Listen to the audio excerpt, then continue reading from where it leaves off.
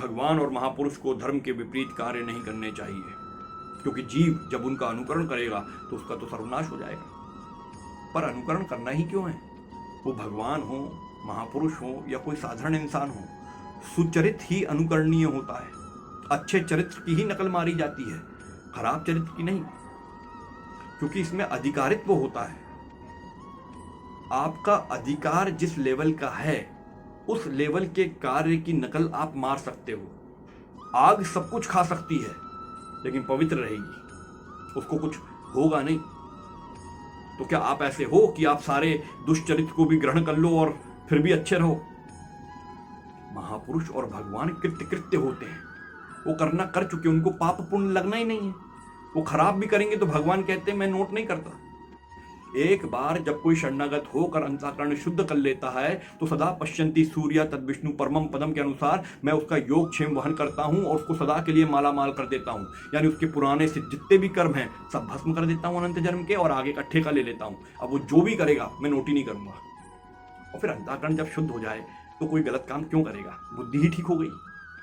तो जो बुरे काम दिख रहे हैं हमें करते हुए वो जीव कल्याण के लिए होते हैं, लीलावश होते हैं, पर हमारा मन खराब है तो हम उसको गलत तरीके से ले लेते हैं और उसका अनुकरण करके हमारा सत्यानाश हो जाता है। इसलिए हमको अपनी कक्षा के अनुसार ही अनुकरण करना चाहिए। महाजनों ये निगति सा पंथा, वो जिस रास्ते से गए हैं उस रास्ते का अनुकरण करो। एक स्टूडेंट है, वो टीचर की चेयर पे बैठ गया। हाँ मैं टीचर हो गया हूँ। तो टीचर बोला मैं प्रश्न करूँ? अरे नहीं, प्रश्न का उत्तर मैं कैसे दूंगा? और तो फिर टीचर कहाँ हुए? पहले टीचर के लिए उतनी योग्यता ग्रहण करो। पालोता 100 फुट के ऊपर रस्सी बांध कर नट चलता है, संसार की बात बता रहा हूं। और पहलवान सोचता है अरे दुबला पतला आदमी चल सकता है तो मैं क्यों नहीं चल सकता?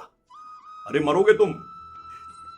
पहले उससे पूछ लो कि उसने कितनी प्रैक्टिस की है, क्या क्या डिसिप्लिन में रहा है वो, उसके बाद चलना की कोशिश करो तो कभी कभी गिर गिर के सीख जाओगे, लेकिन पहले नहीं।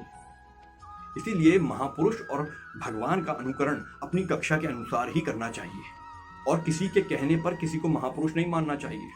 क्योंकि अगर आपने ऐसा कर लिया और मान लो उस व्यक्ति की श्रद्धा खत्म हो गई, वो बोला नहीं मेरे हिसाब से तो वो धूर्त है, तो आपकी भी श्रद्धा खत्म हो जाएगी और सारा खेल श्रद्धा का है। वो भावना ही तो है जो भगवान से मिलाती है, और गंदी हो गई। इसलिए जब महापुरुष की तरफ जाते हैं हम तो पूरा सोच समझ के जाना है। सुनी सुनाई या देखी सुनी बातों पे विश्वास नहीं करना है, खुद परखना है, अंदर से उससे कनेक्शन बनाना है। समझ में आए तो ही जाना, नहीं तो मत जाना। राधे राधे।